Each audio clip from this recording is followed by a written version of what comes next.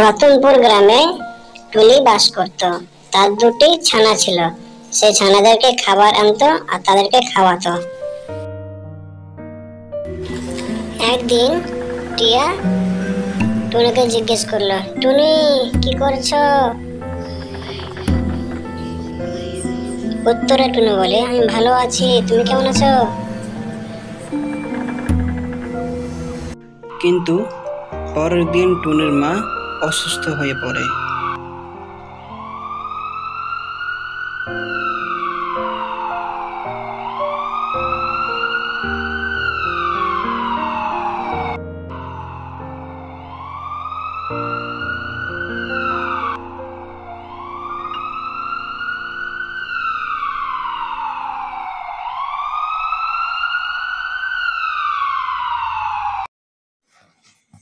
ডাক্তারবাবু এসে তার মাকে চিকিৎসা করে।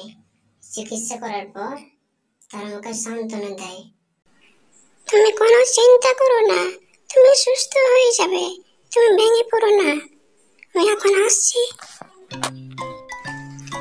পরের দিন টিয়া টুনিকে এসে বলে, টুনি তোমার মা সুস্থ হয়ে গিয়েছে।